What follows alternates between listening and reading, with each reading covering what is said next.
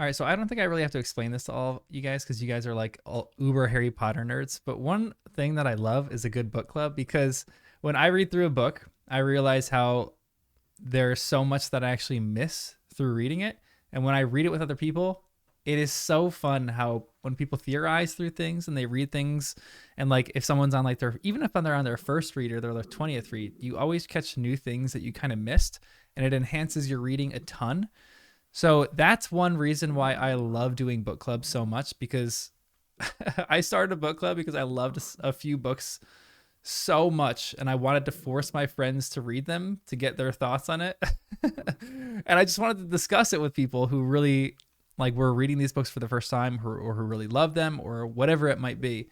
And that's what I really want to do with Harry Potter too. The podcast has been great because it's fun getting people's perspectives for the first time. But I've been dying to talk about it with nerds who are like really, really know what they're talking about and to really go in depth with every single chapter. So we are just going to start with Harry Potter and the Sorcerer's Stone, book 1, chapter 1, and we're going to go chapter at a time through this entire series, doing a full deep dive on everything that we see in this first chapter. Anybody want to add anything to that? It's Harry Potter and the Philosopher's Stone. Yeah. The first area of disagreement. I'm always going to call it Harry Potter and the Sorcerer's Stone. Come on. We're right here in America. No, I will say, I think most people do probably call it the Philosopher's Stone. I don't know of many countries who call it any, I think, what do they call it in Australia? I think it's still Philosopher's Stone. I think America is the only country that calls it the Sorcerer's Stone. I don't know. Spanish is translated to Philosopher's Stone, so Oh, Philosopher's Stone in Spanish too? yeah. What about like Swedish or do they have it in what do they have? Swedish is Philosopher's Stone as well. Bummer. It's not In Philosopher's German, Stone. What a philosopher of the really wise. do. Wait, it's what? Stone of the Wise. Stone of the Wise. That kind of sounds cooler. I like that more than Philosopher's Stone, to be honest. Yeah, that's the name in Swedish as well. It's just that the Philosopher's Stone, the concept of the Philosopher's Stone in Swedish is called the Stone of the Wise, but it's the same thing. And I remember someone was telling me a little while ago, just even to intro this book, is someone said the actual goal of alchemy, right? Of alchemy is to actually make the Philosopher's Stone or to make the elixir of life. Which one is it? I think the Philosopher's Stone. The Philosopher's Stone? Yeah. That's fascinating. I'm excited to like do deep dives into that when we get there. But this might look a little like more chill, this book club. So all we're gonna do is kind of like open it up, and if you guys have any observations or like you want to gush about something in the first chapter, which is the boy who lived, or if like you read it and you just see anything that you've never seen before, just open it up and talk about it. So in the first chapter of this book, what are some things that you love or that you have seen before or that you just want to talk about? So the book starts with Mr. and Mrs. Dursley.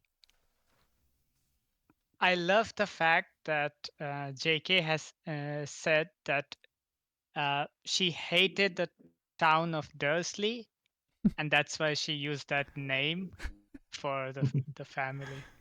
Really? Yes. So there's an actual town of Dursley in Great Britain. She just hates. Yes. No, that's cool. I remember that I think she picked the number 4 just because it felt like a really boring, solid number that the Dursleys would pick. So they were number 4 Privet Drive. I think Privet's a variation off of Private, obviously, or the Privet bushes, I think, that are like, that give you privacy. There's so much like fun stuff. Now, one thing I want to discuss immediately is what is happening in the first or in the 24-hour gap from Hagrid from the death of the parents to bringing them all the way over to the Dursleys. You mean, why does it take for Hagrid so long to bring Yeah, it? yeah. Or Why does it? what Why does it? Okay. Why does it take Hagrid so long? And why is he? Is there something else that's going on there? Because Harry's parents die at night at some time, on October 31st, and Harry's dropped off the next night. Why isn't he dropped off that next day?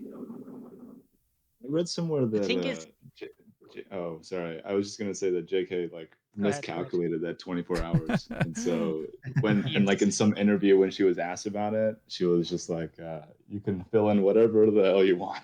It's 24 hours and Yeah. it's fine. Yeah, the For thing me, is, 31st of October 1981 was a Saturday, and in the book it says Tuesday. So there's technically Mm. 2 days that are missing, Oh, bummer.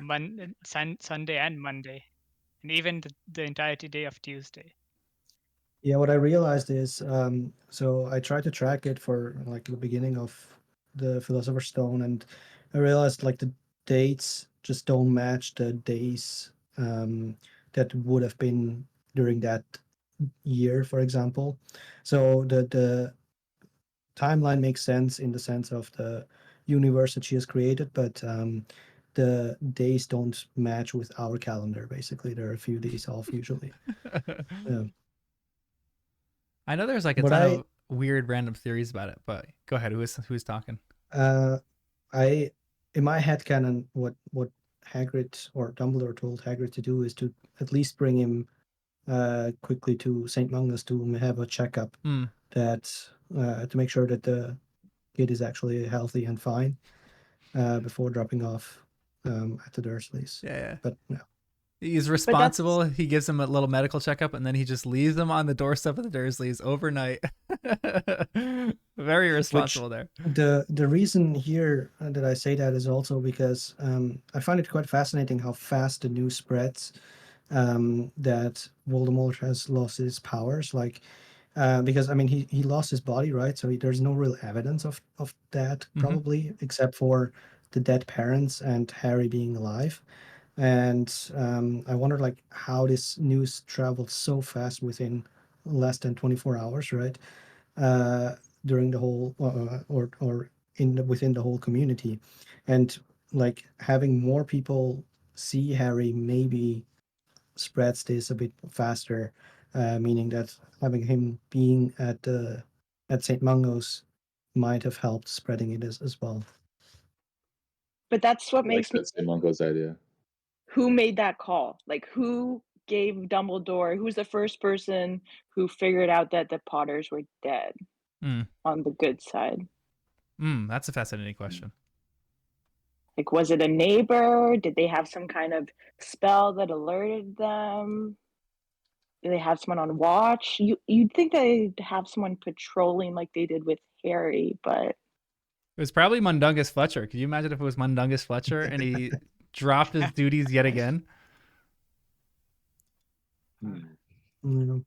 What I also find kind of fascinating is during that day that Hagrid is or has Harry, I think it's also the day where Sirius confronts Peter, and Peter blows up the whole street, right?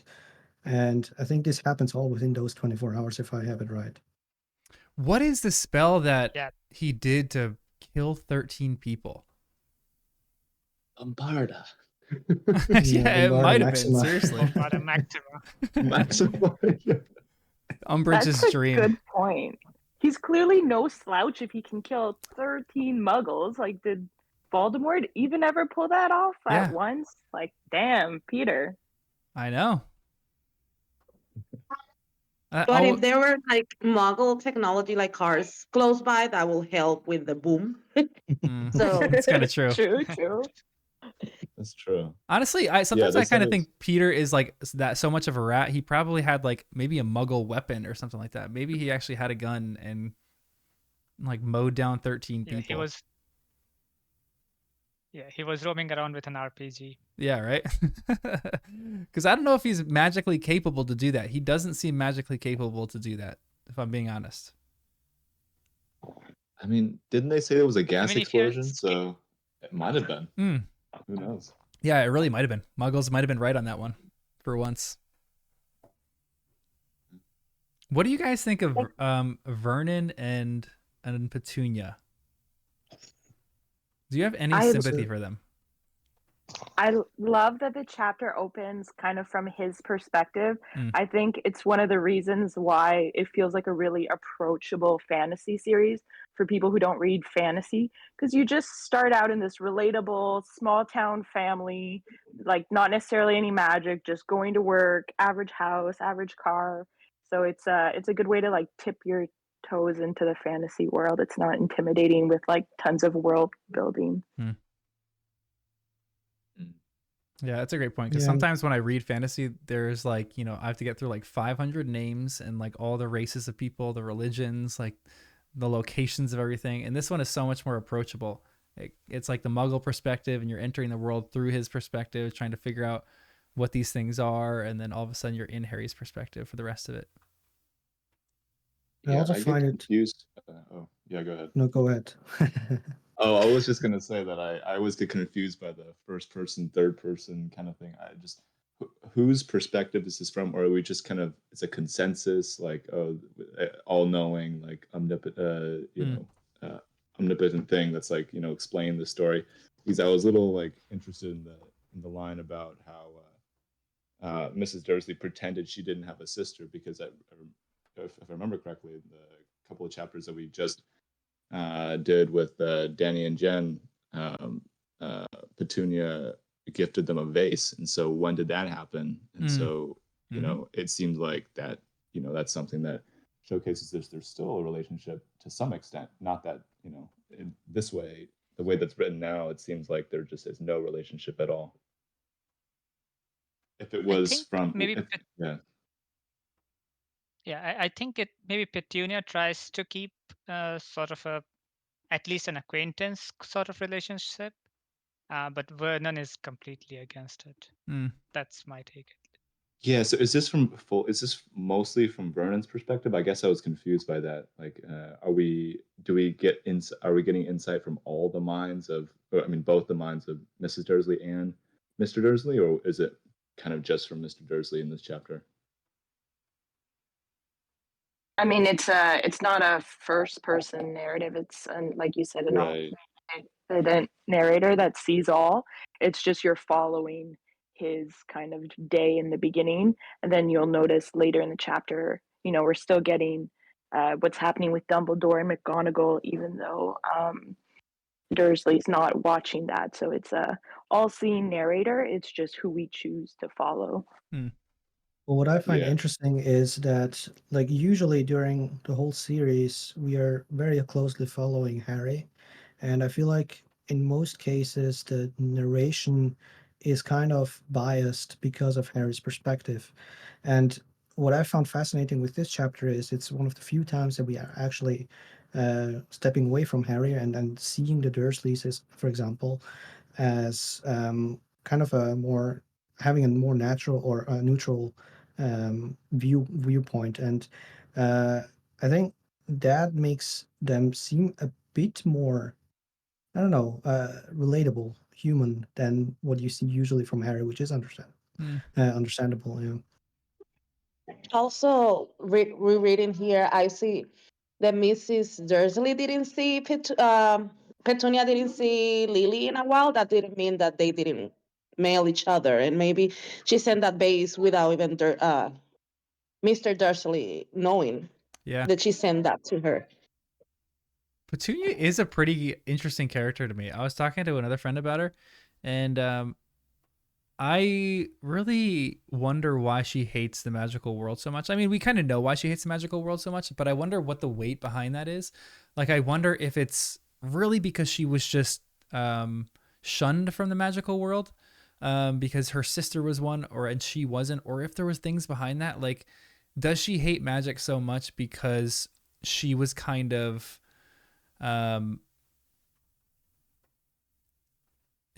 because her sister died from magic, because she really wanted a relationship with her sister, but it was so estranged that she was like hoping that it would mend, but she really wasn't taking the steps to make it mend. And then all of a sudden her sister dies by magic and she wants nothing to do with it. She wants to stamp it out of Harry. Really, I mean, I don't want to ever really justify what they do to Harry, because what they do to Harry is pretty reprehensible. But is she doing what she thinks is best for Harry by stamping magic out of him? She doesn't really know about obscurials or anything to this point. but I don't So know.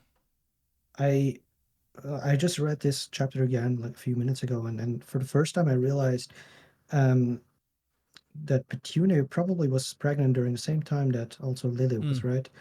And during that time, I think Lily and James must have been in hiding.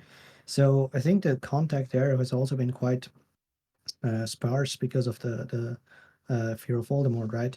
And I wonder, or that made me kind of realize that the magical world has kind of removed Lily as a sister for Petunia, just because of all the things that she experienced, of course, with Hogwarts, but also afterwards with the war and everything. So maybe the magic represents for her a loss of her sister in Yeah. general, not just because of her death, right? Yeah, it begins quite early that like we know that Petunia mails Dumbledore and they have a correspondence and that Petunia wants to go to Hogwarts and so on. So the estrangement begins quite early. Like Petunia and Lily used to live together and as sisters, but then Lily goes away for like the 7 years of her life and comes back like for a couple months in summer. So I think that basically gets exaggerated as the war sort of unfolds and everything, the chaos happens all around the world. Now, the remember my last letter is this letter that Dumbledore drops off, correct? Yeah. Yes. Yeah. In fifth book. Do we know the contents of this letter at all? Like, has she given any extra details about this letter?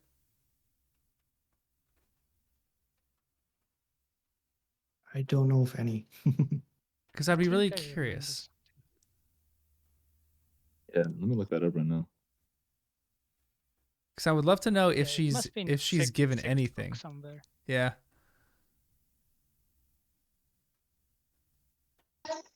At least we know that the letter says that Harry has to be there at least until he's 17. Yeah. Because that's the context of the Remember My Last before Yep. Vernon wanted to, kick out Harry. So at least we know that. Yeah. I'm curious too, because Dumbledore had to say that. So she knows all about maybe not all about, but the Fidelius charm, she knows about that at least to an extent. She because of James and Lily, she probably knows that too a little bit. What is the protection that Harry has? It's not really the Fidelius charm. What actually is it? Did she confirm what that is? It's Dumbledore enhanced whatever happened with Lily, where her blood magic protected Harry. Okay. He like did some extra spells to enhance it to protect him at Privet Drive. Wow. So that is via Petunia's blood, or is that just via the house? Via No, Petunia's since blood, Petunia shares Lily's blood, so because they share the blood. protection is enhanced. Mhm. How did he So do I that? wonder- That's so cool. He's going out I with like a wonder- vial of blood, trying to be like, all right, Petunia, I need your blood. Then we're gonna do like a little spell. That's kind of cool. If they would move, would the protection was my- move probably as well? I was going to ask that maybe it's the blood because they can call Any house word- whatever, so. Yeah. Yeah, didn't they ever have to do renovations or something? They had to like move out for a little. Yeah, it's kind of true actually. Yeah, that's Do you weird. think Junior was ever worried that Dudley would be a wizard as well because Lily's parents were Muggles, but Lily still became a wizard? Maybe she I don't know. secretly wished. Yeah, honestly. She was Maybe. annoyed that Live vicariously through her. Oh dang. That's Oh, yeah, actually so a she was fascinating. jealous. And then was just like really annoyed when Harry was a wizard and her Duddykins wasn't. That's actually fascinating. That's pretty crazy. So she has like double hatred for Harry because really is everything that she wanted.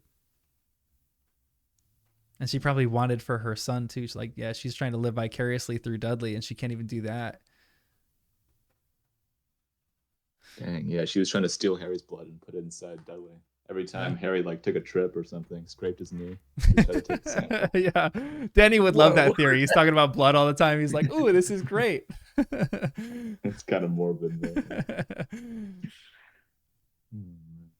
Now, what do you guys? What would you guys want to be able to transfigure into if you could transfigure into any animal?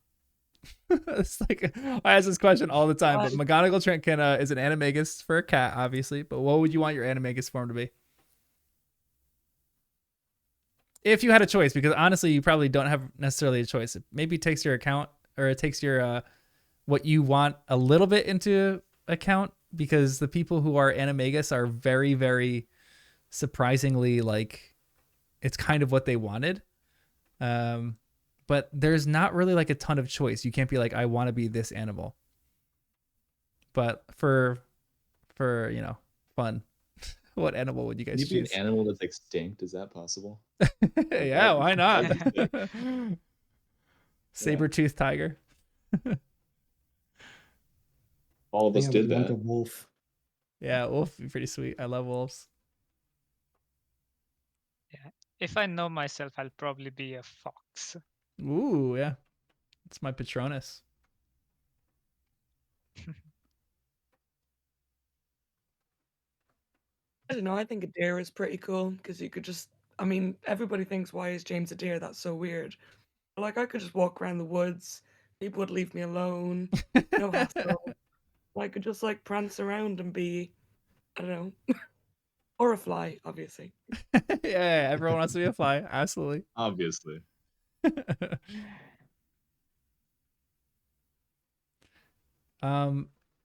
It's fun reading this chapter. Like all the questions that I have in my notes are all geared toward first timers.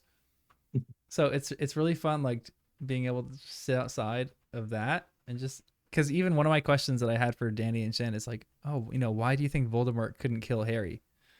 But there's a lot of complexity even in that question that I'm realizing. Like it's obviously because of love, but what is the makeup of what Lily did that truly saved Harry? Yes, we know it's love, but like, what is the magical composition of that?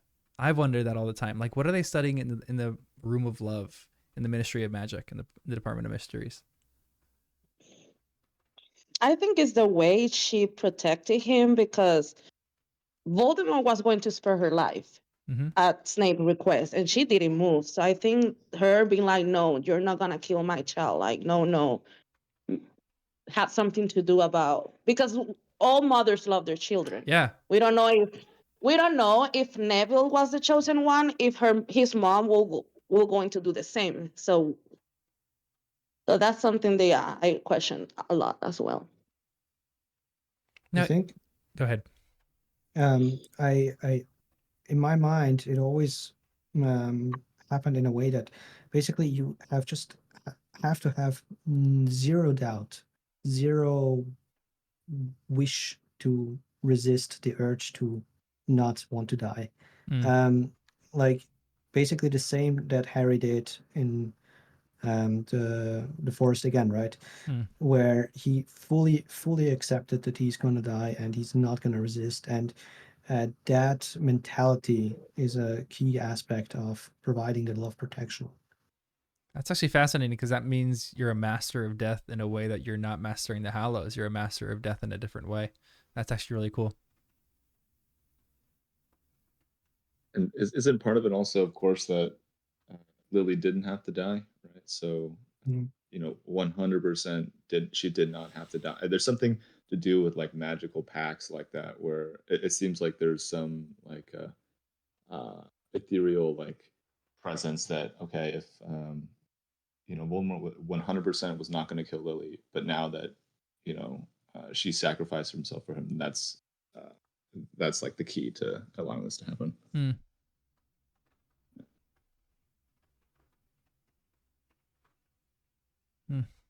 Now, maybe another random question, but is Dumbledore justified? Like, what if you were in Dumbledore's shoes? What would you have done for Harry at that moment?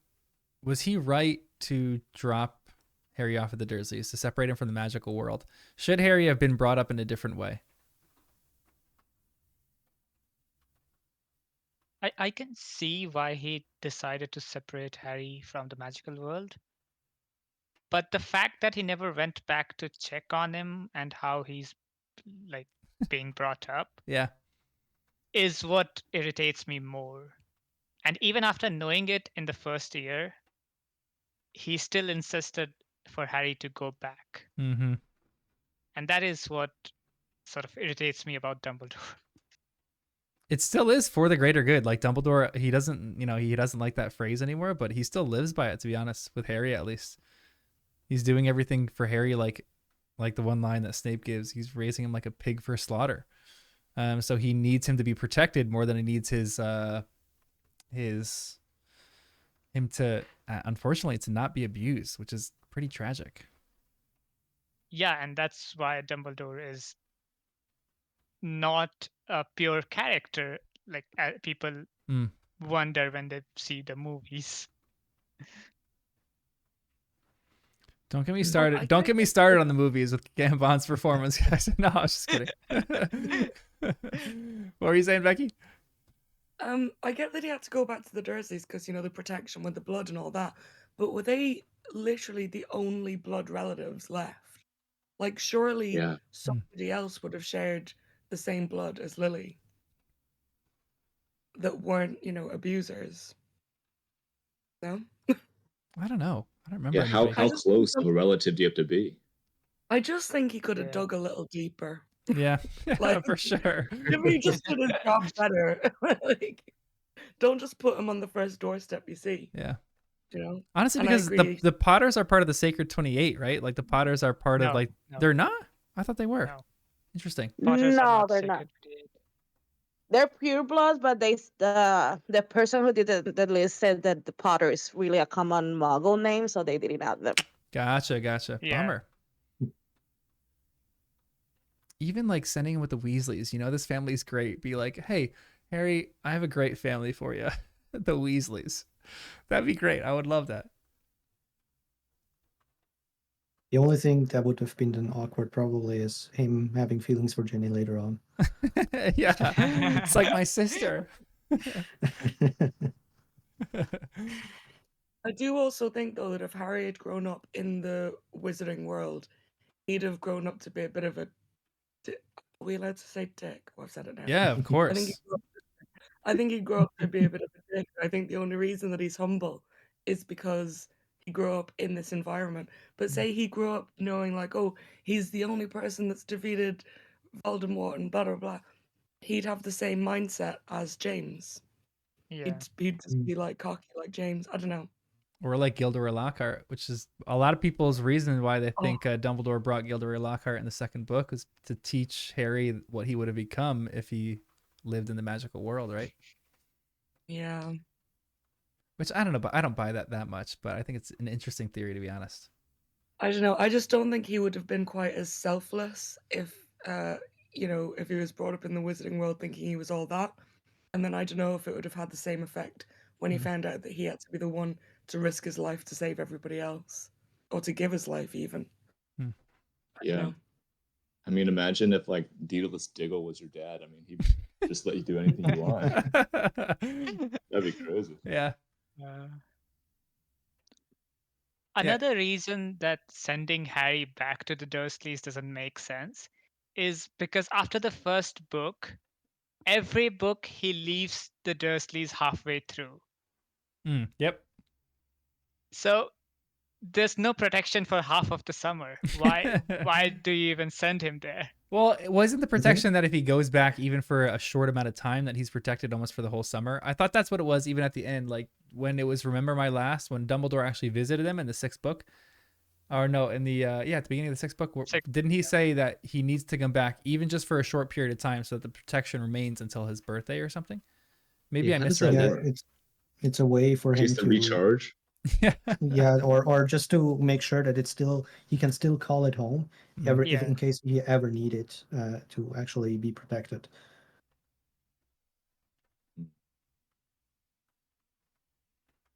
Yeah, I guess that makes sense. I guess like the timeliness of it, like would it work if you did it every 2 years or like, yeah. Yeah, but Harry thinks of Hogwarts more as a home than Yeah. the Dursleys' house. So You almost wish that like he could have shifted it to Hogwarts, because if I'm in Harry's perspective, I'm like, every time at the end of the school year, I got depressed that he has to go back to the Dursleys. I was like, I hate these chapters so much. In the beginning of the book, I loved starting each book because it was like, oh, I get to start Harry Potter, but I'm like, I'm back at the Dursleys. Are you kidding me? This is crap. And every time he got out and went to the Burrow or went to, even Diagon Alley, I was so pumped that he got away from that. That's why even the some of my favorite chapters are the train chapters, where he actually like is ushered back into the magical world. Really, I love those chapters so much. Well, that's what makes them magical, right? Yeah. Because you desperately want him to go back, and then once he's there, it feels back at home. Like you need that kind of. Yeah, seriously.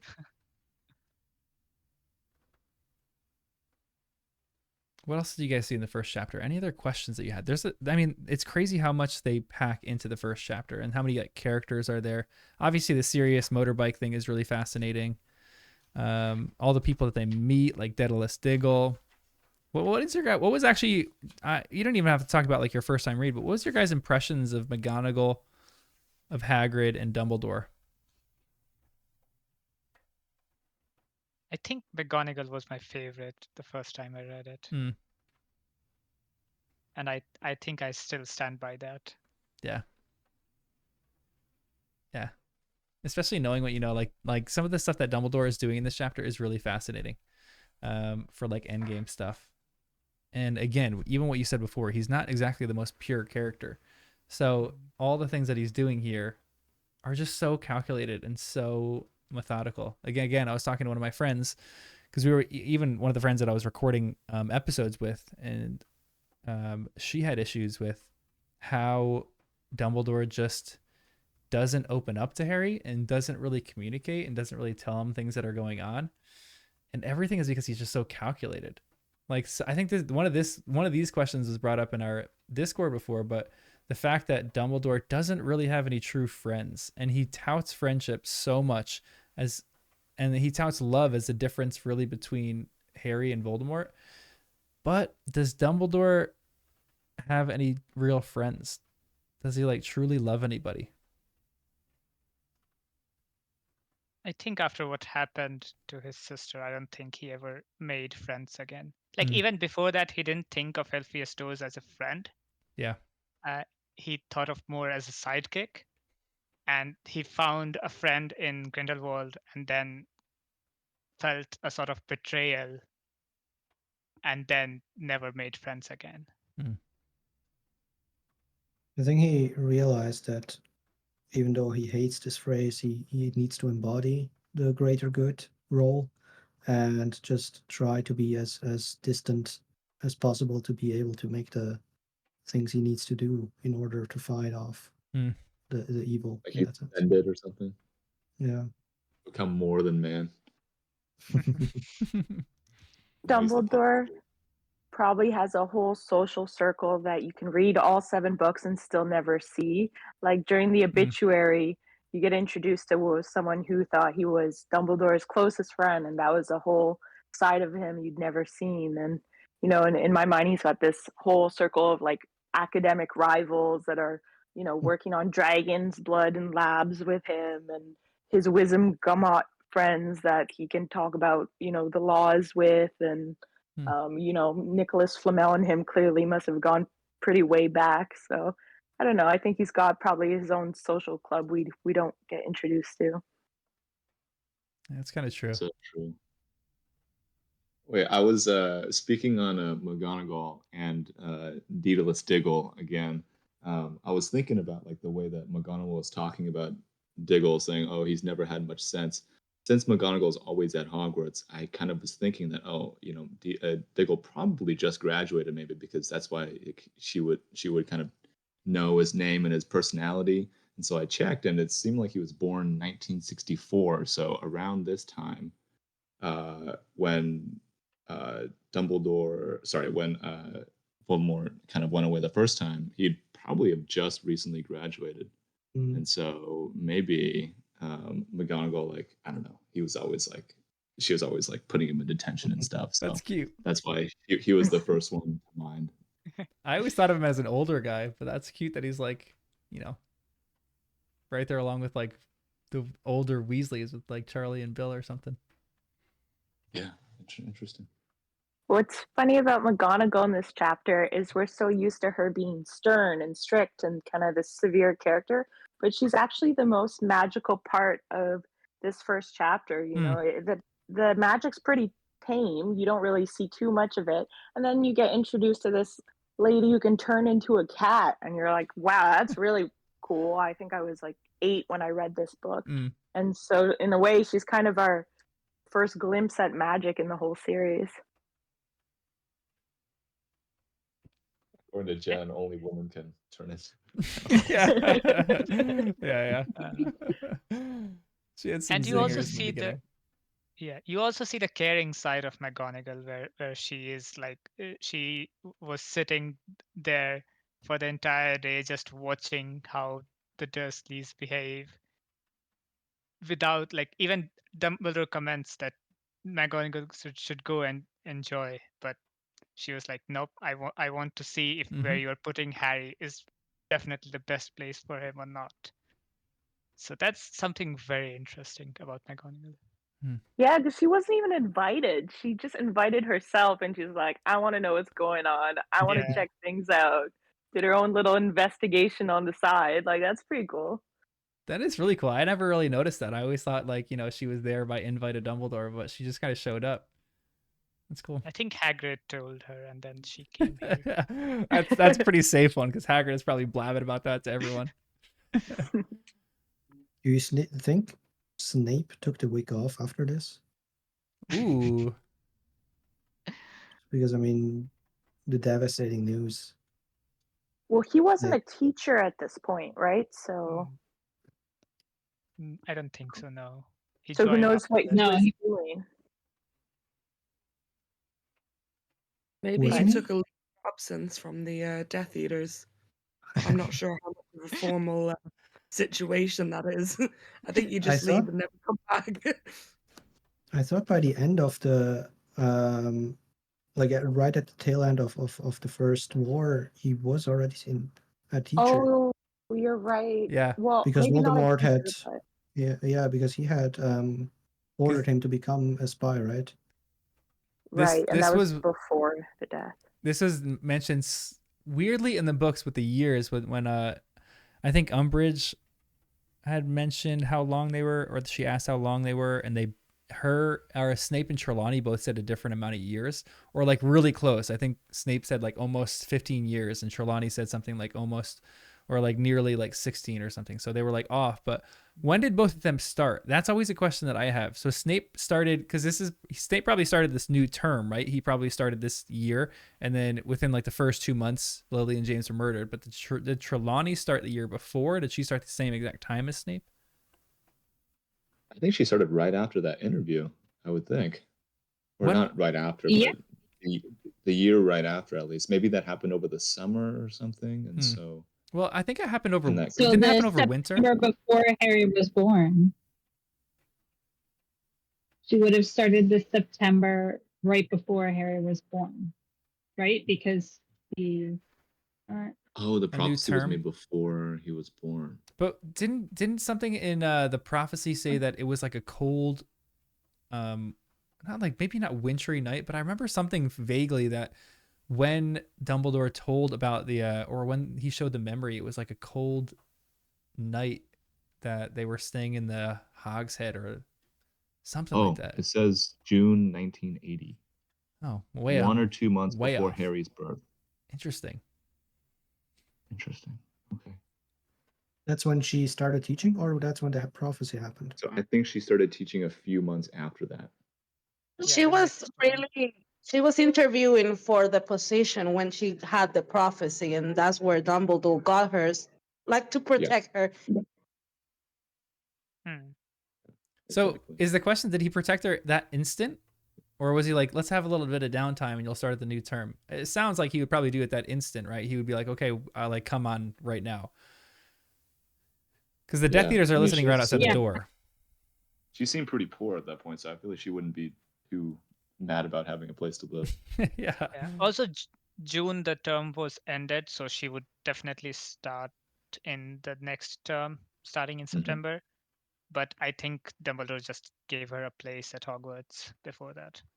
So that's an interesting question, though, Wolfric. Is Snape had started now, so what is he doing in this time after?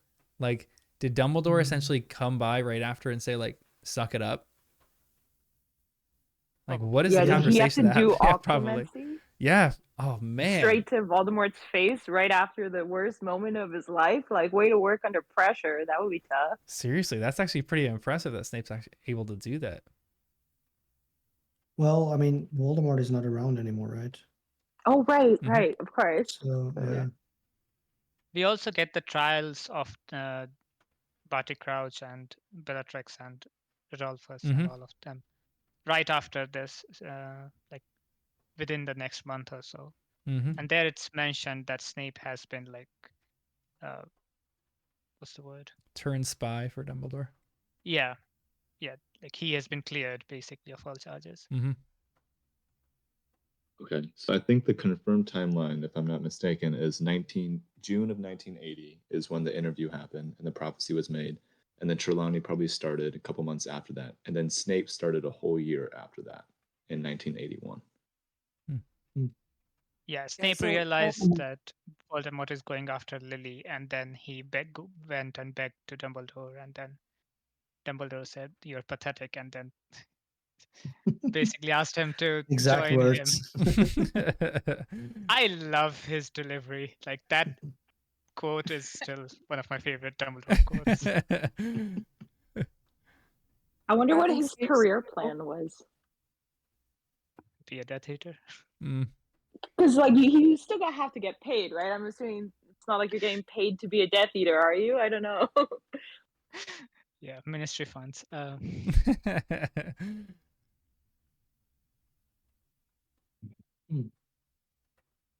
There's no way that when Snape was going to Hogwarts, he's like, I want to be a teacher here. That seems completely like a total 180 for him. So it's kind of funny that that's where he ended up. In a way, he kind of had the opposite experience of Harry, where Hogwarts was the place he was tormented and bullied a lot. And then he had to kind of spend his adult life there as well. Maybe that played into him being such a sour person.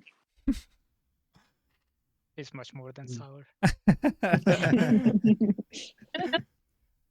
Yeah, in terms Maybe of that's one of the reasons he's like that as a teacher, because he's like finally got some kind of control in the grounds that he always had the loss of control from being bullied and all that. So maybe that's such a, or he's just an awful person. That's probably the most likely reason. But no, I think he started teaching a month after Voldemort tried to kill Harry. So it probably was very much just like, you know, Voldemort's disappeared and Dumbledore's like, whoa, we need a potions master. But then that begs the question, who was the potions master from September to October? And did they just get fired? Because Snape wanted a job. I think Snape might have started in September. yeah, that's what I was thinking too. Yeah. Because, well, Harry nearly got killed, or Lily and James got killed in September. And then I think October Snape ends. started. They got murdered They got October killed on- 31st, right? Yeah, Yeah. Halloween. So probably So maybe, it he was started before Slughorn, that. who retired before Snape started. Maybe, yeah. Oh, okay, yes. Oh, yeah. Okay, never mind. I got my dates mixed up. Yeah, Snape was probably fooling Voldemort at that point that he is spying on Dumbledore by taking the position of Potions Master. Yeah. I'm curious how rich the Malfoys are too. I feel like the Death Eaters are just funded by the Malfoys, so like they just do whatever they want, and it's like the Malfoys just give them free reign to do whatever they want because they're just so rich. Yeah, we never find out why they're so rich or Yeah. what their careers are. Aren't Malfoys from like a noble family of France or something? Like they immigrated to France. England. Interesting. Yeah.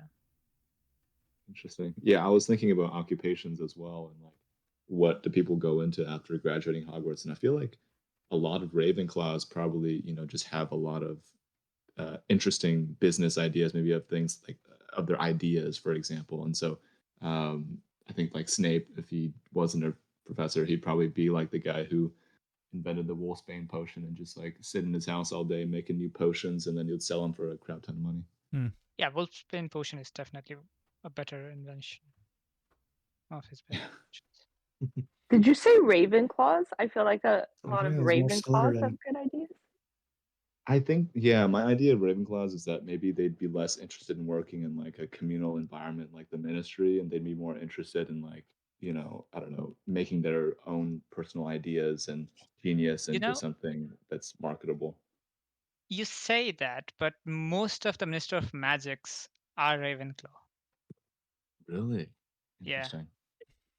Dang. Maybe it's just the Ravenclaws who've got some Gryffindor inside them.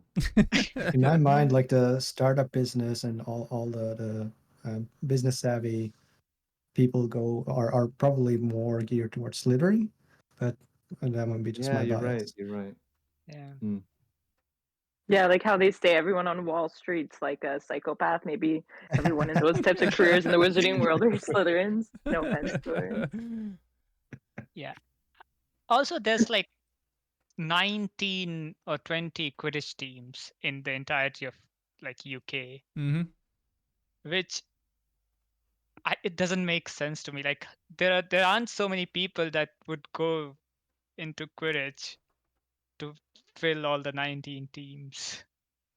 Yeah, the Well, are they- population Everyone who issues. graduated. Yeah. That's why No, they've got, we like- always had questions over the population issues for like how many wizards actually exist, and like they put numbers on it, but you have to think that there's like a huge contingent of people who are homeschooling, but she's confirmed there's not a Yeah. ton who homeschool.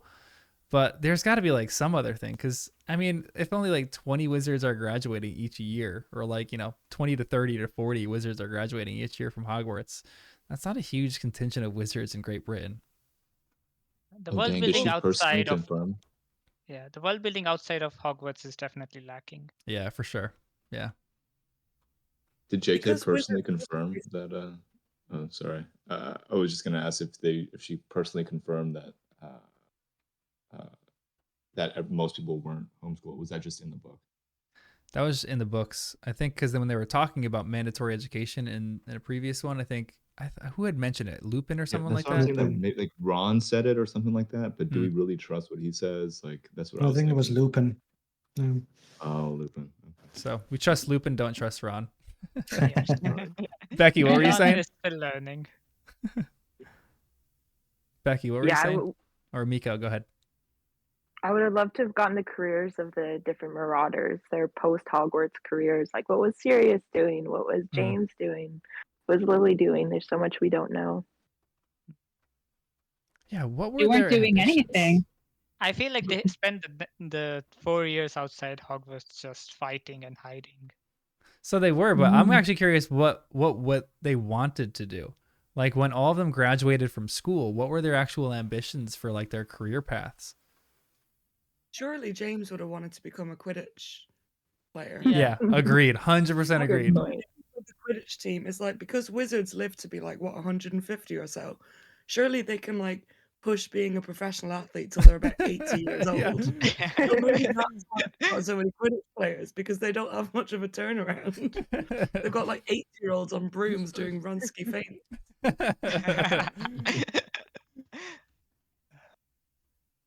So I like that. Yeah. James, I like that. That's headcanon for me. James definitely would have wanted to become a Quidditch player. I'm curious what Oh, Lily would have done. absolutely, hair swished back, ready to go. I feel like Lupin kind of wanted to become a professor, but I feel like he wasn't given that opportunity because of he was probably too ashamed of it. Like he probably never really pursued that much because he knew it was so out of the question. But the fact that him being so good, he just has a propensity for being able to teach people. And I feel like he really maybe realized that soon, like quick in his career. And he's like, I would love to teach, but he's like, I can't because I have, lycanthropy. I can't do this. So it's really sad. I feel like Lily would become a healer in my worldview. I don't know. It makes kind of sense for me. I kind of love that. Yeah. Yeah, I like that too. wrapping around to the Saint Mungo's idea that Wolfric brought up, I was just thinking about like that Horcrux that's inside of Harry. Is it like his whole body, or is it like centralized in just like his scar? Because if it's centralized just in his scar, then if they did like a wizard MRI on him or something, you see some like intense stuff going around just in that scar. And then like, yeah, then not as much everywhere else. Yeah, I'd just be curious to see what kind of like tests they did on him and like try to figure out what's in this. Like they're trying to like do some like thing to extract the negative energy from that little bit in his forehead. I think in the wizarding world, we have this metaphysical concept of a soul. So, in my opinion, that part of that Horcrux, that part of Voldemort's soul, would have latched onto Harry's soul as sort of a parasite, and that's how it sort of sustained throughout the years. Gotcha. Yeah, I guess I'm just curious about how the scar comes into it, because why is it a scar? Why isn't it like just a rash or like some like full body like I mean, burn? the shape of lightning is pretty evident by the Avada Kedavra curse, the shape of Avada Kedavra curse. So. I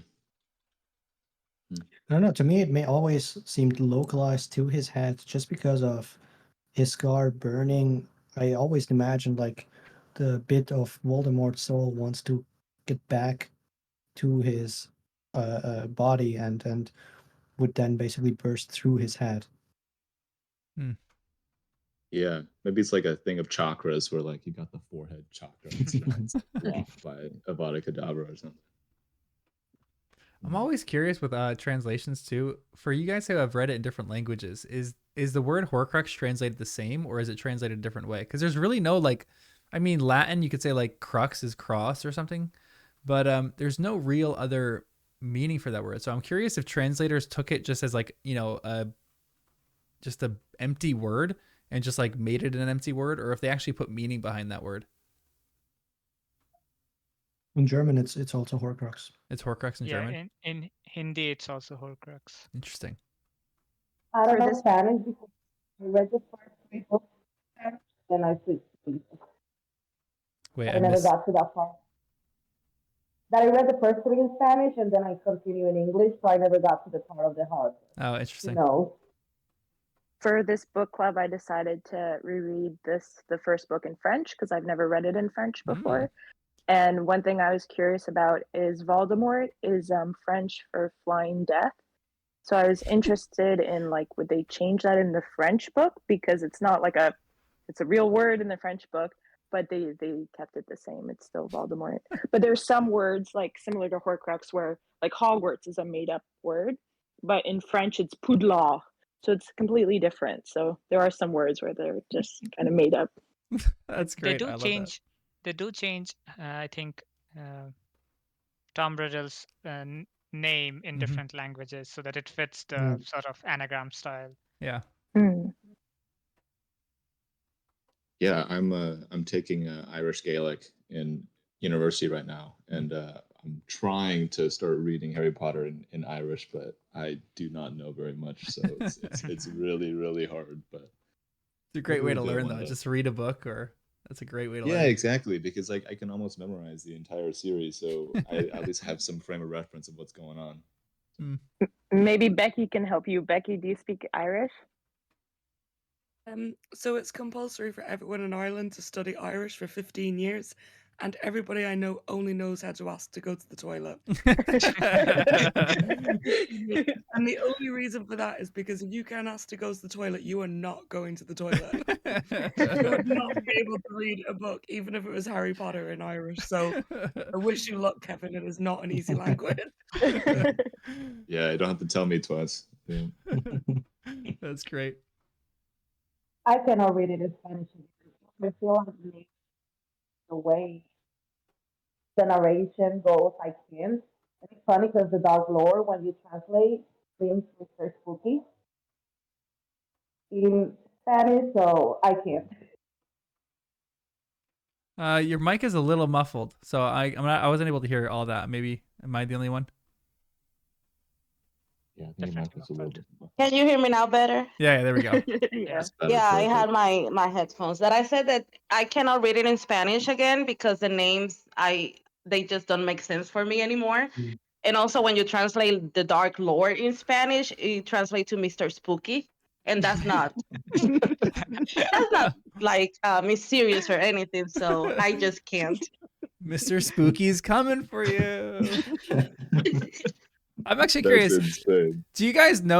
Do we know who the Hogwarts professors are at the moment of this chapter? Like, do we know who the Transfiguration, is McGonagall's Transfiguration, right? Yeah. Is Slughorn the potions master? Or was there someone in I between? guess so. 81? Maybe there's somebody Probably in Snape, between, right? maybe. Because Snape was there. Yeah. Yeah, now well, it's Snape, yeah. who was that before Snape though? Probably Slughorn. It's interesting that Slughorn would stay on for that long. Was that another one that Dumbledore was protecting? An interesting idea for me is, when did Dumbledore begin to theorize about Horcruxes? Was it in book 2? I think he always knew, sort of, but he didn't know the exact method.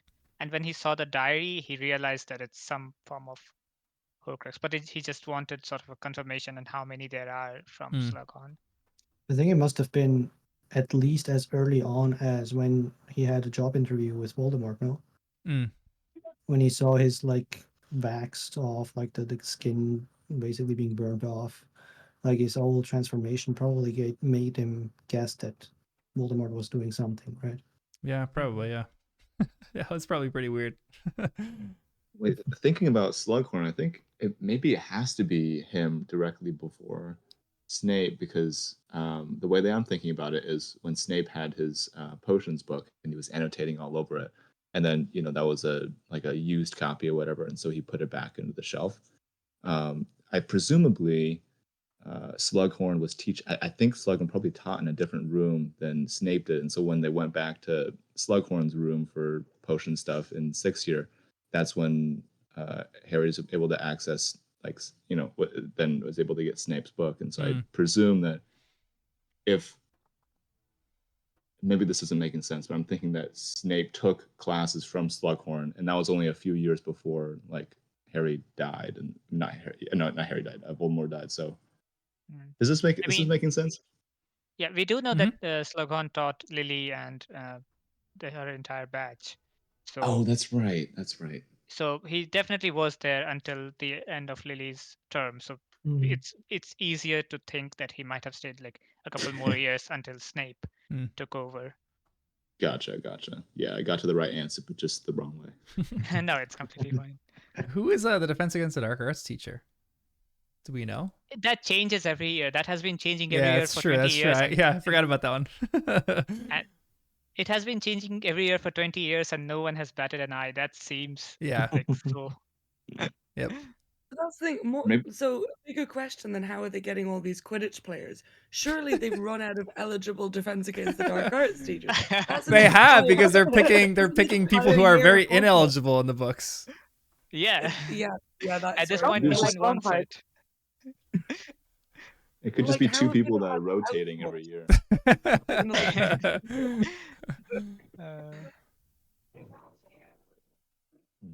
That's a great question. I also wonder when this happened with Voldemort, the news that Voldemort is gone, there must have been like the biggest feast at Hogwarts. Like I would love to hear about that. And also I think that's the first year also when Bill is at Hogwarts, Bill Weasley. That's the first year, really? I think so, yeah. Charlie starts in 84, so Bill should start in like 81 or 82. Dang, that's cool. And it's also around this time that they find a new pet to bring home to the Weasley home. How? I'm so curious how that happened. That's a great point. Like, did he act pitiful so they would feel like they need to rescue this rat that they just randomly found? Like, did he put on an act to seem like a charming rat? I mean, that kind of seems like a hard sell. I mean, he had to have known the Weasleys, right? Yeah, but why would he choose the Weasley family? Like, I feel like I mean, it's a shot in the dark, but that's a tough one to me. Maybe he think was just making his way down what's that, Diagon Alley, and that was just the first wizarding family he bumped into. Or maybe, I don't know, do we know which family member found I think it was Scabbers Percy, first? no? I thought it was It Percy. belonged to Percy, so before Percy, it might have been Bill's. Who knows? That makes sense but if it belonged to Percy, like if we're thinking they're going to Diagon Alley right now, so like maybe maybe he just is a rat for the next few months, and then the next school year they go to Diagon Alley, and all of a sudden like Peter's like scrounging a living in Florian and Fortescue's eating ice cream every day, like, and then Percy, this little kid who is almost about to go to Hogwarts, but doesn't go. Oh no, he's actually not He's that like close. 5 or 6, I think. Yeah. He's still, Yeah. he's still pretty young. But he probably sees this rat and he's like, oh, this is cute. And he probably just takes it, puts it in his pocket, and just takes it home. Maybe his parents don't even know. That's actually a fascinating one. What happened to Peter during this whole little transformation or this time period? It feels like Charlie would have been the easier mark because he's such an animal lover. Because it takes a special type of person to adopt a street rat. Yeah, Percy doesn't seem the type. I do agree with Yeah, that. yeah.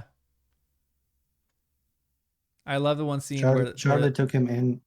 Sorry. No, you're good. Go ahead. Yeah, Charlie took him in and cleaned him up, and then Percy would take him. Yeah, exactly. Made him presentable. Yeah. Percy would definitely take one of those rats that's dancing when they find Crookshanks. Yeah. They're showing off, but he wouldn't take it just a common street rat. That'd be gross. I don't know of many people who would take a common street rat. That's pretty gross. I feel like Percy's a Slytherin. He was just in Gryffindor because of his family. Yeah. Yeah, Percy has such strong Slytherin traits. His ambition is like one of his most defining characteristics. Wolfric, was it you? Who is? I was talking about this with someone. I think it was you, Wolfric, when we were mentioning how Percy actually has a lot of Dumbledore qualities to him, and like where he would go in the later part of his life is actually a really fascinating like case study. I tend to think I hated Percy in almost every read. He was one of my least favorite characters. I would have downvoted him lower than Umbridge, to be honest. I hated Percy. Couldn't stand him. I know, it's extreme. It's a very extreme opinion for sure. But the more like when he comes back, he has, to me, one of the most fascinating forward stories, like what he goes on to do, almost than any of the other characters to me. Like how he wears his brother's death on his sleeve when he comes back, how he actually can go forward from that, what his career is going to be. I feel like that's going to, like, he's going to wear that on his back for the rest of his life. And I'm curious how that would transform the rest of his life. Yeah. In defense of Percy, I think he had a lot of good characteristics too. Yeah. I mean, it takes a pretty special person to, you're born in this really poor household, but you're audacious enough to dream bigger and to imagine a better life for yourself. Yeah. And to know that your parents aren't going to be able to give you the advantages that maybe some of the other students have, and to make that happen for yourself. And he works really hard, and he's able to admit when he's wrong and come back to the family. Like that would have been difficult, and he stumbled along the way, but I think he was such a great contrast to the rest of the Weasley characters, and did some pretty cool things. Yeah. So I like him now. He's a character I wouldn't that I want him actually to be kind of my like. friend. Poor Penelope. As a character, he's good. Yeah, for sure. But did he not just come back to the good side because he realized that they were starting to win, and he didn't want to be on the side that his family were trying to kill? Were his motives in the right place? He came back after the Ministry fell, right? Yeah, so after the Ministry failed. Yeah, that so was pretty early in the 7th book. Is he not just trying to jump ship? My impression is he didn't come back then. My impression is he came back almost at the very end. Yeah, I mean, when he was already in realized that contact his with side was Aberforth. failing. Yeah, he was in Sorry? contact. That's right. Okay. I don't know. Yeah, how do you get in Seems to contact me with like- Aberforth? Yeah, that is random. Yeah, well, what does Percy do in the Hogshead? That's where he was going. That was probably where he was going with Penelope Clearwater for a little bit, and he developed a relationship with Aberforth and then took it from there. I mean, we don't know when Potter Watch started, so Potter Watch could be the way. Like because the entirety of Dumbledore's army had a contact with Haverforth. I don't know how they found out or how they sort of contacted him, but they had a sort of back channel from the Room of Requirement to Hogshead. The thing in my head, like Percy realized, I mean, once it became clear that Voldemort is back, he realized that he made a mistake, and then he was still with the Ministry because in his mind, the Ministry has still a fighting chance to make things right. And then once he realized that Ministry fell, he switched over to, or tried to kind of get in contact with Aberforth to be at least on the Order side. Yeah, he might have been feeling ashamed and didn't try to contact his family for a very long time. So that might be why we see him coming back at the end and not just the beginning. Yeah, what's nice about his connection with Aberforth is that's not something he would randomly bump into. It shows that he had to have gone out of his way to make that connection and, you know, try and get back to the right side. It's not something also accidental. the brother that is kind of the odd one out, right? Aberforth was the odd one out in the family, maybe, and Percy was also the odd one out in his family. So maybe there's also a connection there. The thing is, you have 3 people in Dumbledore's like siblings, and all 3 of them are odd ones out in different ways. Yeah. Yeah, true. Within this chapter, I was reading through this, and I noted that the first owl that I guess the first owl that's mentioned in this book series is a tawny owl that flew past the privet drive window. And I was looking into where tawny owls had been mentioned, like at all in the book series, and a few things came up. First is that the tawny owl that sent his Hogsmeade permission form in his 3rd year, and then the next thing is Neville's grandmother would send him things with her tawny owl, and so maybe, I don't know, Augusto, that's her name, right? Was so excited about Voldemort's downfall that she just left the window open that day on accident, and her owl got out for a little bit. I don't know. I love that. Yeah, but the Longbottoms were still fighting when Voldemort fell. Well, wasn't that right after? Wasn't it a little bit after? They were probably still fighting, like but a week after, yeah. Like it was like a week after. Or maybe there was like momentary celebration, and then afterward they were like, "Oh crap! These insane people are after us right now." Did they know that they were chasing after them? Like, or were they like in hiding at that point? I thought it was just like, oh, they kind of snuck up on them and then kind of did their thing. Probably. I think they were Aurors and were after Voldemort, no? Yeah, they were rounding up all the sort of Death Eaters, and I think that's where I see. But the Longbottoms were in hiding too at this point, right? Because the prophecy. I don't think so. Because I thought no, they weren't. I think they might have come out of hiding after Voldemort fell. Yeah, after Voldemort fell, but right before he fell, wouldn't they have been in hiding too? Because because the prophecy wasn't specific about if it was Harry or Neville. So why would because of Snape? Oh yeah, okay, yeah. Snape probably told Dumbledore that he thinks it's the Potters, and that's why then he probably thought the Longbottoms didn't need protection. But the Potters have been in protection for a long time, right? Like, how long have they been in protection for? Since they graduated, or since they just finished school? I mean, Lily was prophecy, pregnant. right? Lily was with Harry, so makes sense that she would be in hiding for that entirety of gestation period. I think it's less than 1.5 years, but right around that time, maybe. Okay. I love Neville. He's the best. Did you guys see any other like cool little tidbits in chapter 1 after you reread it? Any other like? Sorry, Go ahead, Crystal. Somebody just said that Snape told Voldemort that he thought it was the Potters? No, Dumbledore. Snape told Dumbledore that Voldemort thinks that it's the Potters. Oh, okay. It's a lot of names. Okay, I was confused. And Lemon I did drops. also There- want to say earlier, I couldn't get a word in. That I don't know if I agree with you on the Percy stuff, because I don't think that Percy was ever on the bad side. He was on the dumb side. Like he just was wrong. But he was never like evil. So I don't necessarily think that he feels guilty about his brother's death. Like, why would he? I mean, he definitely mourns his brother's death. We Mm. see that Well, very yeah, clearly I when think that he mourns him, but like the idea of him being redeemed because he feels guilt for I his think he brother's, might like, I feel don't guilt see for his that. absence Mm-hmm. Yeah, during I don't think it would the be an active guilt of like him feeling guilt because he was the cause of his brother's death. But I think he would feel like, yeah, he was absent from his brother's life for so long, so he never really got to build that relationship back up again. So it was like what could have been.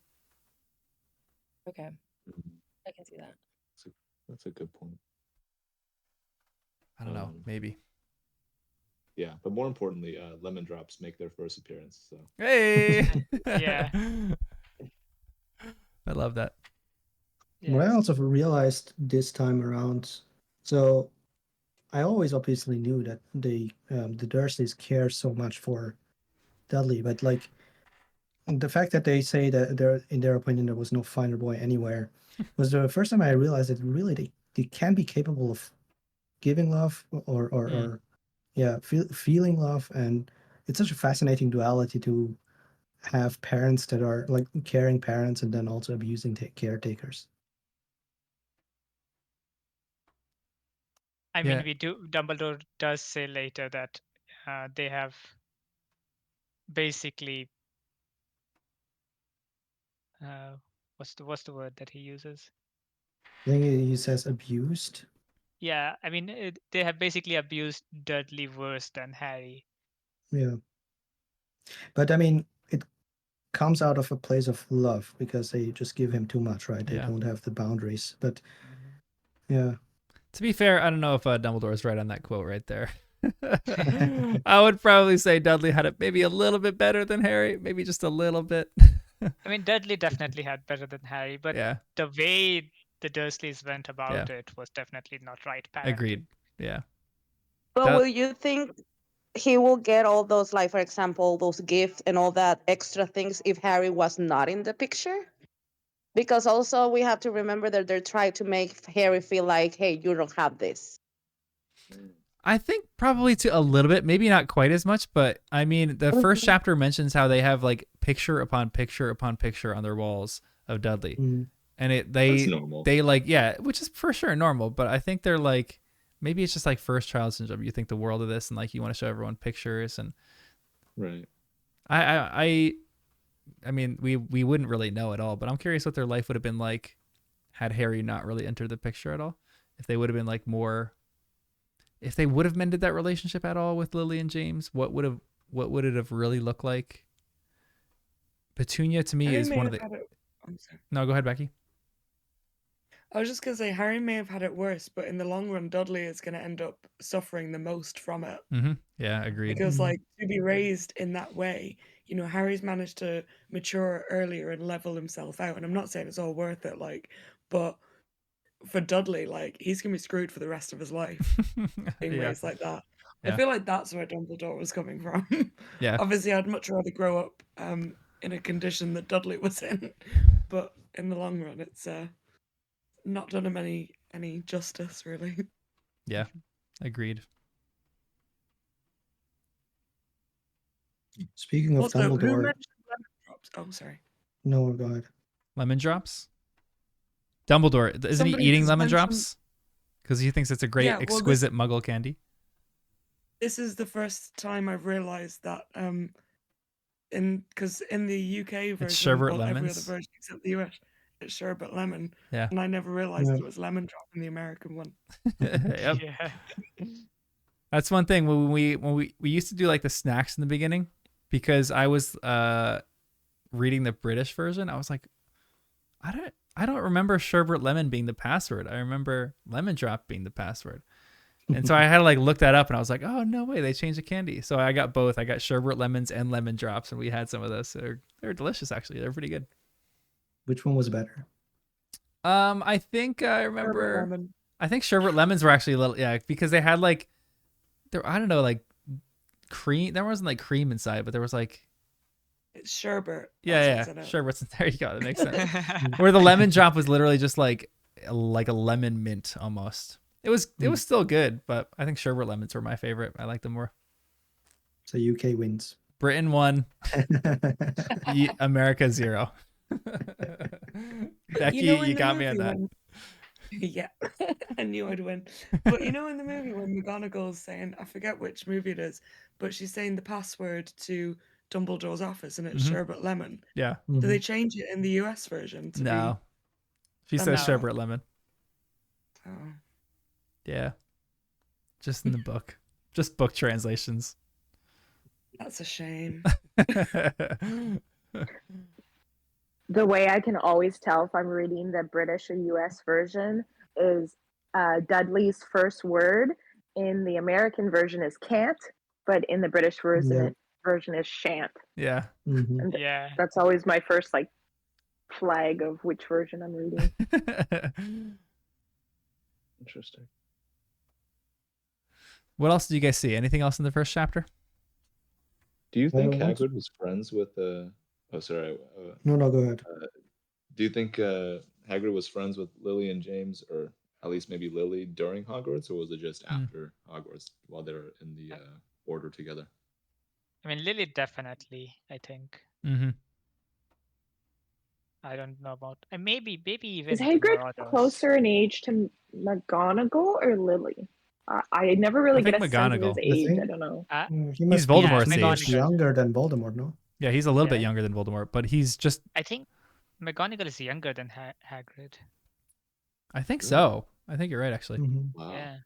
I don't think so.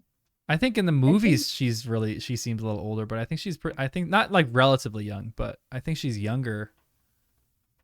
I did a good amount of research on McGonagall's age because That's right. she's she's at the school during one of the Fantastic Beasts movies. She's already Yeah. a teacher. Yeah. And there was like all this like speculation online that maybe she was like she had used a time turn or whatever because everybody thought she was younger than she could be if she was already teaching at that point. So everything online is kind of up for debate, but if you just don't think about her using time turner or jumping in forward in time or backwards in time, she has to be at least 80 something, and Voldemort is in his 60s, so she's definitely older than Hagrid. But So, are you treating the Fantastic Beasts movie as canon? I think in the book Yeah. it says that she worked at Ministry of Magic for like a couple of years before coming back to Hogwarts and then teaching there for like the next however many years. So if you go by that, she's not older than 60. And I've At, heard like, that at a least- lot of fans who watch the Fantastic Beasts movies, that's their biggest qualm with it, is that McGonagall shouldn't have been there because she is like, she wouldn't have been around during that time. She wouldn't have been a teacher. She was still like, way too young. She was like in her childhood at that time. I don't think she was even born during that Really? time. Yeah. Yeah. So I know that's people's qualm with the Fantastic Beasts movies, and that's what people say was like an oversight. They just wanted to like throw in an Easter egg for fans, but it was a poorly thrown in Easter egg because apparently she was way too young for the movie. Yeah, that's why it's a debate. So Yeah, exactly. I know, exactly. it depends on which side of the debate you're on. I Yeah, don't think that exactly. I'm That's why it's kind of fun. totally- The thing is, the interview with Umbridge clearly states the timeline because we know that the wizards graduate at like 18 or something, 17 or 18. And then afterwards, she specifically says that she worked at the Ministry of Magic for like a I couple of don't years think or she so. says that. Doesn't she? I don't remember that. I think she just says that she has been working as a teacher for nearly 39 years or something like that. Wasn't it canon she was married? Yeah. And her husband, she's a widower? Yeah. Maybe it's like these additional informations from Pottermore that say that. Okay, Yeah. wait. I have short stories of Hogwarts. Maybe it's in there. Yeah. Yeah, in the book it says 39 years. Yeah. She's been at Hogwarts for 39 years? Yeah. Yeah. Which makes it 1966, right? So she has been around for a while. Yeah. So but I think it is canon that she worked a couple of years at the ministry. Yeah. So in the short stories from Hogwarts of Heroism, Hardship, and Dangerous Hobbies by J.K. Rowling, it says, I think, that she worked at ministry for 2 years before coming back to Hogwarts. Interesting. What happened to her husband? Do we know? Dragonpox. I don't know. It might be. I think it was one of the wizarding flu thing that he got it. That sucks. Bummer. Dang, if it's actually Dragonpox, I win. Yeah, honestly, that kind of rings a bell a little bit. I feel like it might have been Dragonpox. Bummer. Isn't that what James's parents died of? I think so, yeah. I think I read it somewhere. Yeah, I think I you're might be right. wrong. Sad. Yeah. I guess we'll never know McGonagall's age. It's like Schrodinger's cat, but Yeah. Schrodinger's McGonagall's age. Maybe that's my new headcanon for why there's so few wizards in Harry's year. Because the Dragonpox flu wiped out a ton of wizards. Like tons of the populations of wizards, like smallpox or like the bubonic plague. And then that's why there's so few wizards in Hogwarts right now in Great Britain. There's a ton that are older than them. There's a ton that are coming out younger than them, but they have to like repopulate the wizarding world now. That's why the Weasleys are doing their part. That's why Harry was the first year seeker, like in forever, because there was just no other competition. Yeah. It all comes back to the lack of Quidditch players in the country. Where Yeah. are they all? Everything centers on that fact. You get dragonpox if you are not a wizard. I'm just curious because her husband was Muggle. Interesting. Okay. Her husband was a Muggle. I love that. Go McGonagall. She eloped on against her family's wishes because he was Muggle. So cool. Good job, McGonagall. Well done. Yeah, I think they wanted to elope, but then McGonagall said no. I'm pretty sure that's how it goes. The wizardingworld.com website says they eloped. Maybe.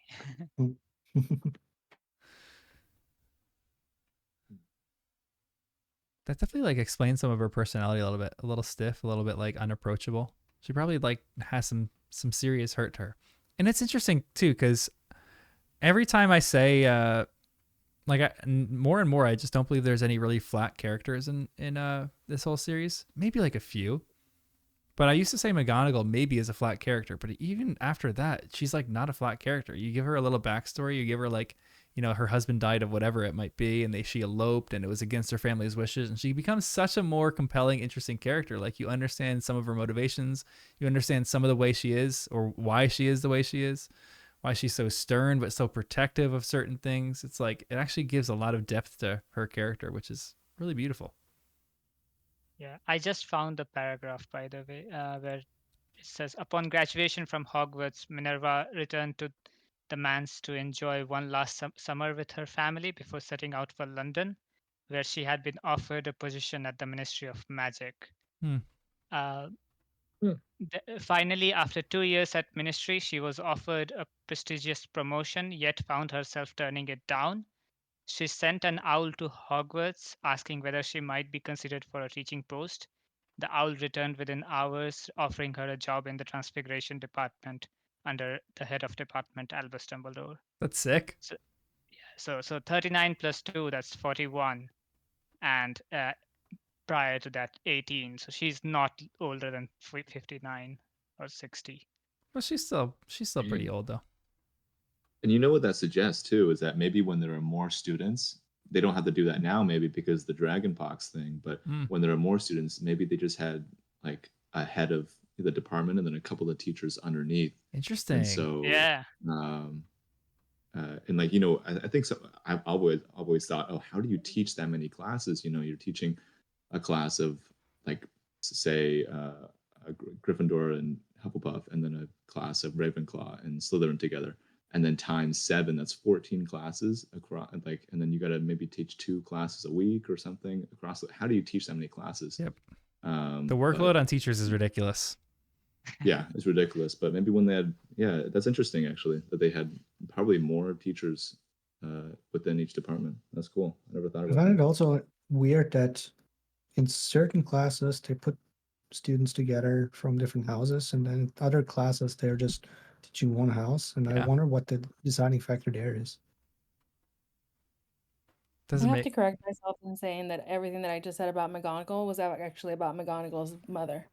Oh, that's kind of cool though. Oh, Still cool, yeah. Still, that's really cool.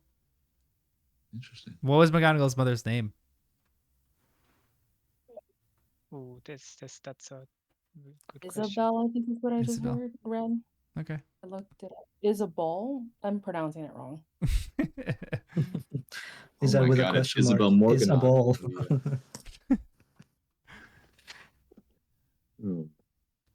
Well, speaking of McGonagall, there's a line here about how McGonagall's asking Dumbledore, "Oh, how did he survive?" And then Dumbledore says, "We can only guess. We may never know." How much do you think Dumbledore actually knows Yeah. at this point? I think he has his theories, but he's still sort of trying to piece things together. Like, how much progress do you think he made over the 11 years of, or 10 years of Harry, like, growing up at Privet Drive? Like, how much more information did he glean over those 10 years? Or was he stagnant? And maybe after he met Harry, he kind of started to piece things together, learn more. I wish there was like a line graph or something that showed like Dumbledore's knowledge or something about this I think, situation. or at least in my head, a big part of his confirmation of why Harry is special came from the Mirror of Erised chapter, once he realized that Harry sees only his family and how unusual that is. Interesting. I mean, he probably sees his sister or something. I don't know. Yeah. Yeah, I mean, that probably connects to his whole speech to Harry and Order about like how, Harry is going to do this no matter what and fight Voldemort no matter what, like who he is or whatever. So that's interesting. Yeah. Half-Blood Prince, right? Yeah. You guys see anything else in the first chapter? When we were talking even about Hagrid before, I like the idea that Hagrid and Lily were kind of buds. I can kind of picture Lily, walking down to Hagrid's hut just like to talk to Hagrid for some tea or something like that. But is there anything in the text that mentions that like Hagrid actually had a relationship with the mother, with Lily? Yeah, like I would like to think that, Yeah. but I think he would have mentioned, Yeah, for sure. more little anecdotal stories to Harry if that was the case. Yeah, I know. Yeah. Like, your mother used to love these rock cakes. Meanwhile, she really didn't love the rock cakes at all, and she was just faking it. But she just was so kind that she was saying, "Oh, I love these, Hagrid." I think she was friendly with him because she was such a nice person, but I don't think they had like the same relationship of going to his hut and have tea, Yeah, I can agree. Yeah, I think it's easy for us to think like, oh, Hagrid would have had friends in like most years because we see Harry and Ron and Hermione go there so often. But realistically, how many students would Hagrid have that sort of relationship with? Like, I get with Charlie, because obviously Charlie is a big dragon fan. But other than that, like, I don't know, you don't really see any evidence of Hagrid being friends with anybody else in the school prior to Harry arriving. So, yeah, I agree that like they could have been friendly, but I doubt she's going to his for tea. And Hagrid was the one who brought Harry to the Wizarding World. Like he introduced him, so their relationship started before even school. I don't think like they will be as friendly if they met at school. Mm. Yeah. Maybe. Although Hagrid did say how he was good friends with Charlie, right? I guess maybe that's because he was so good with Charlie loved the creatures and stuff. But it seems like Hagrid, like, he'll always pick a couple students he really likes and he'll spend time with them. At least that's in my headcanon. And we also find out that Professor Dumbledore does house calls for a lot of Muggleborns to kind of explain the situation, similar to what he did with Tom. So it kind of makes you wonder, like, who went to Dean's house? Like, does he delegate that? Maybe Hagrid's going to Dean's house, or Dean's a half. He's not Muggleborn. He's half-blood. But like to all the other Muggleborns, like who went to meet Hermione's parents and explain things to them, and maybe Hagrid does have a relationship with like some of the Muggleborns for that reason. If he's sitting in on house calls. Yeah, I like that. Yeah, it's Another interesting line. that we don't Oh, know who yeah, went go to ahead. see Hermione. Oh, sorry. No, go ahead. Go ahead. Oh, sorry. I was just saying it's interesting that we don't know who went to speak to Hermione, because you'd think we'd hear about that. Yeah. Like I don't think it was Hagrid, because I'm pretty sure they were introduced on in the Right. book to us. But like, who do you reckon went to Hermione? Do you reckon maybe McGonagall? Yeah, I like to I think so. read Yeah. that it was like a ministry person, maybe with someone from the school. I don't remember where I read that, but I think they have like people for that. Hmm.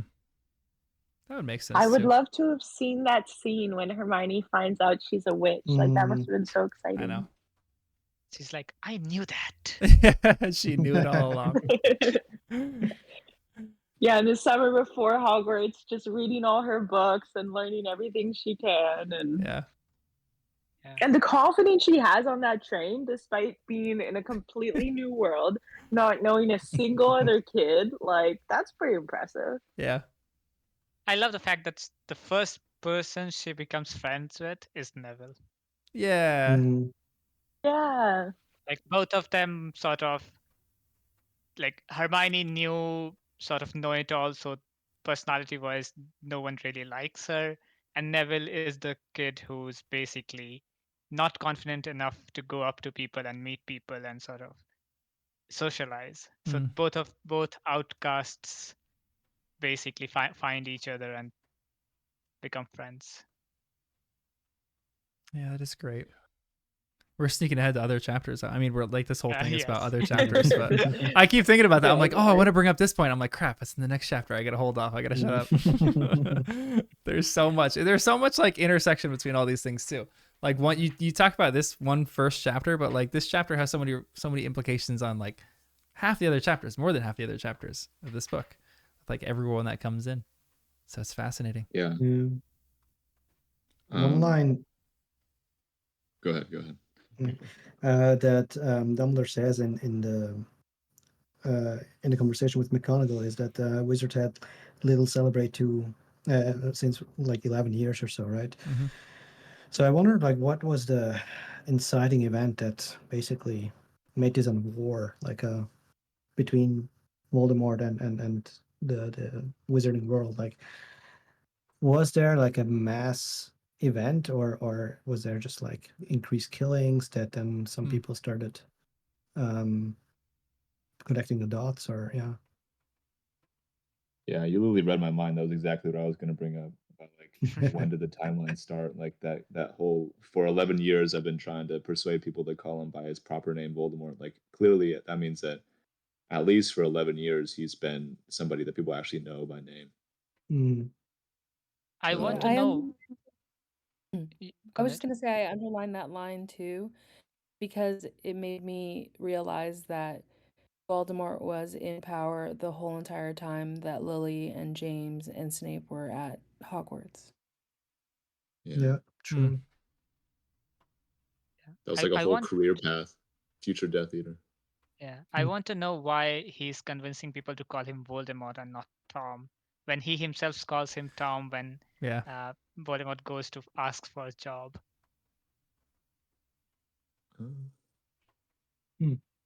I think Tom is too like like you call somebody Tom, you don't know who you'd be referring to, but Voldemort, you know for sure at least who you're Yeah. referring. Yeah, Tom came and killed my brother the other day. Yeah. I think he specifically didn't want his Muggle father's name. I think he says that at some point later on. Yeah, this is on the second book, I think right?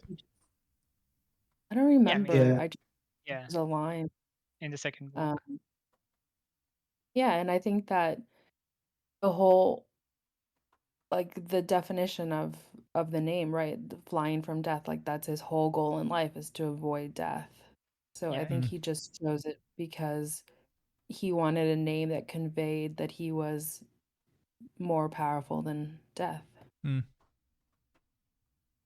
Yeah, the question was more, I think, about why does Dumbledore insist on calling him Voldemort, or calling other people calling him Voldemort instead of just Tom, to demean him even more. I think specifically for the same reason. He's like, you're not more powerful than death. I think he wants to humble him at any chance he gets. I like that. And I think Yeah. Dumbledore also knows that there's power in the fact that he remembers who Voldemort was before he rose, and like the family background and everything that comes up in the last book. Like he knows, or the sixth book, he knows that there's power in knowing his background and how to look into the family history and exploit that. So he maybe doesn't want to tip his hand too much. Yeah, that's a good point. I want to know how Although Dumbledore got the scar of London Underground.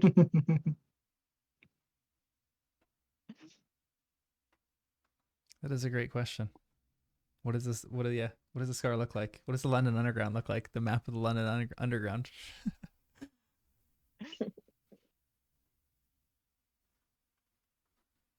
Any other questions about book 1, chapter 1 before we wrap it up? Or any other interesting little tidbits that you guys found? So it says Dumbledore's nose is crooked, as if it has been broken twice. Ooh, I've never noticed that. Who do you think broke it twice? Once I can see Aberforth. I don't know who the other person would be. Snape? No. No. Right? Snape will die before he touches Dumbledore. Yeah. well, I think we know at least one was Gellert? Aberforth.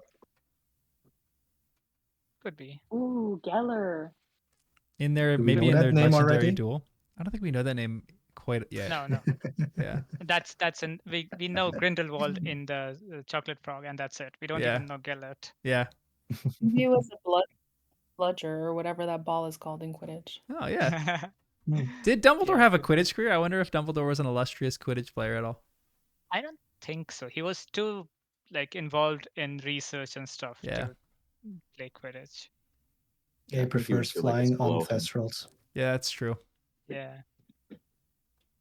Well, the thing about his nose being broken twice and him not fixing it, I feel like means that both of them had extreme significance. Yeah. Yeah.